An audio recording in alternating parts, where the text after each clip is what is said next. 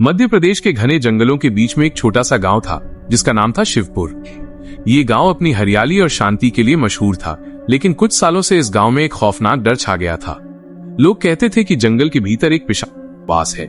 ये पिशाच उन लोगों का शिकार करता था जो रात में अकेले जंगल में जाते थे। गांव में अजय नाम का एक लड़का रहता था। अजय बहादुर था और इन कहानियों पर बिल्कुल यकीन नहीं करता था। उसका सबसे अच्छा दोस्त विक्रम था, जो गांव के मुखिया का बेटा था। विक्रम इन कहानियों को सुनकर डरता था, लेकिन अजय उसे हमेशा हिम्मत देता था। एक दिन गांव में एक भयानक घटना हुई। गांव का एक लकड़हारा कालू जंगल में लकड़ी लेने गया था, लेकिन वो कभी वापस नहीं आया। लोगों ने उसे बहुत ढूंढा, लेकिन उसका कोई निशान नहीं मिला। ये बात सुनकर पूरा गांव डर गया और लोगों का पिशाच पर यकीन और भी पक्का हो गया। अजय को ये सब देखकर बहुत गुस्सा आया। उसने गांव के लोगों को समझाने की कोशिश की कि शायद कालू को कोई जंगली जानवर खा गया होगा, लेकिन कोई भी उसकी बात मानने को तैयार नहीं था। तभी रमेश नाम के एक शिकारी ने कहा, अजय तुम नहीं जानते, ये एक पिशाच का काम है। वो बहुत ही क्रूर है और वो सिर्फ खून का प्यासा है। रमेश की बातों से अजय की आंखों में चिंगारी भड़क उठी। उसने रमेश से कहा, मैं इस पिशाच का सच पता लगाऊंगा। आधी रात को जब पूरा गांव सो रहा था, अजय ने एक टॉर्च ली और जंगल की तरफ निकल पड़ा। विक्रम ने उसे रोकने की बहुत कोशिश की, लेकिन अजय ने उसकी बात नहीं मानी।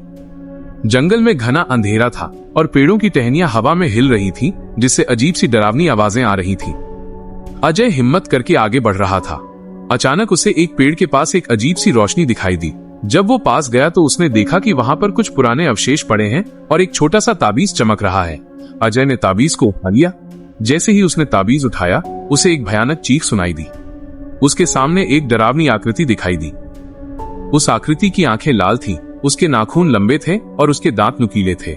अजय ने टॉर्च की रोशनी उस पर डाली, लेकिन वो आकृति इतनी तेज थी कि वो पलक झपकते ही गायब हो गई। अजय डर गया, पर उसने हार नहीं मानी। वो ताबीज लेकर वापस गांव लौट आया। सुबह उसने विक्रम और कुछ बुजुर्गों को वो ताबीज दिखाया। एक बुजुर्ग ने कहा, ये ताबीज एक पुराने तांत्रिक का है। ये तांत्रिक इस जंगल में सालों पहले रहता था। उसे एक पिशाच ने मार दिया था और मरने से पहले उसने अपनी आत्मा को इस ताबीज में कैद कर लिया था।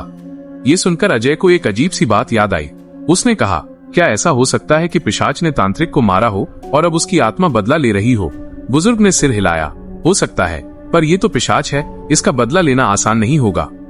अजय और विक्रम ने तांत्रिक की कहानी पर और खोजबीन की। उन्हें पता चला कि तांत्रिक का नाम अघोरी बाबा था और पिशाच का नाम काल भैरव था। काल भैरव एक बहुत ही शक्तिशाली पिशाच था, जो लोगों को मारकर उनकी आत्माओं को कैद कर लेता था। अघोरी बाबा ने काल भैरव को रोकने की कोशिश की थी, लेकिन वो कामयाब नहीं हो पाए और काल भैरव ने उन्हें मार डाला। अजय ने सोचा कि अगर काल भैरव को खत्म करना है तो हमें तांत्रिक की मदद लेनी पड़ेगी। उसने वो ताबीज लिया और फिर से रात को शमशान घाट की तरफ चल दिया। इस बार विक्रम भी उसके साथ था। श्मशान में पहुंचकर अजय ने ताबीज को एक चिता पर रखा और मंत्रों का जाप करना शुरू किया, जो उसने तांत्रिक की पुरानी किताबों में पढ़ा था। जैसे ही उसने जाप शुरू किया, तेज हवा चलने लगी और चिता में लगी आग और तेज हो गई। तभी अचानक एक भयानक चीख के साथ काल भैरव प्रकट हुआ। वो हवा में उड़ रहा था और उसकी आंखें लाल अंगारों की तरह जल रही थीं। काल भैरव ने अजय को मारने की कोशिश की, पर मंत्रों की शक्ति से वो उसके पास नहीं आ पाया। तब उसने विक्रम को डराना शुरू किया, तुम यहाँ से भाग जाओ, नहीं तो मैं तुम्हारी भी आत्मा को कैद कर लूंगा। विक्रम डर के मारे चिल्लाने लगा, लेकिन अजय ने उसे हिम्मत दी और कहा, घबराओ मत, मैं तुम्हारे साथ हूँ। अजय ने मंत्रों का जाप और तेज कर दिया। तब ताबीज से एक सफेद रोशनी निकली और वो रोशनी एक भयानक रूप में बदल गई। ये अघोरी बाबा की आत्मा थी।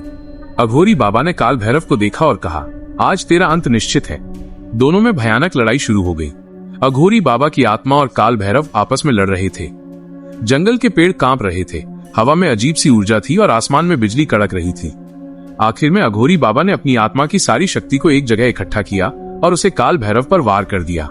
काल भैरव ने बहुत कोशिश की, लेकिन वो उस शक्ति के सामने टिक नहीं पाया। वो एक भयानक चीख के साथ हवा में बिखर गया और उसके टुकड़े राख बन गए। जैसे ही काल भैरव का अंत हुआ, अघोरी बाबा की आत्मा ने अजय से कहा, तुमने मेरा बदला पूरा कर दिया, अब मैं शांति से जा सकता हूँ। यह कहकर अघोरी बाबा की आत्मा ताबीज में समा गई और वो ताबीज एक साधारण पत्थर बन गया। अजय और विक्रम खुशी से गांव वापस लौट आए।